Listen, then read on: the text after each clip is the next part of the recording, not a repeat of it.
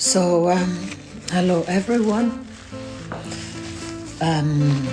Today's a rather sad day for me and for those from my country. I don't know if most of you know that I'm a Nigerian.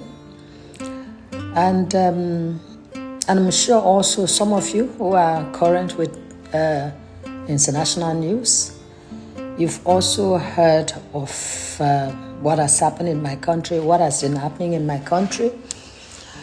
And of course, a lot of people want to call it a Muslim-Christian fight, but I'm not going to call it that. And I will tell you why in a moment. But first of all, I just want to say that these were ordinary people, like you and I, people who were just doing their ordinary everyday thing, who were praying. They went into a church that morning and they're praying along with their children, along with other members of their family. They did no harm. They harmed no one. And yet, people just went in there and slaughtered them.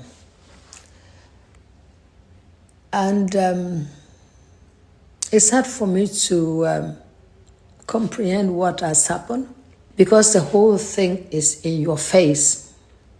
You cannot escape seeing what has happened.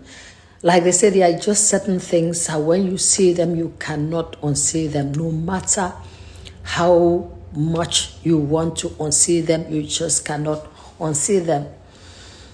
And again, the reason that I go on to see comments, look at the video again and again, is not out of morbid curiosity, but a kind of way of honoring those people that have just been removed from earth. And that's another thing. I want to say Killed, but I know that the social media so sanitized things that I'll be flagged. My video might be flagged if I say repeat Killed. And that's one of the things that really makes me really furious right now. Because how are you going to sanitize people who have been forcefully eliminated from this earth?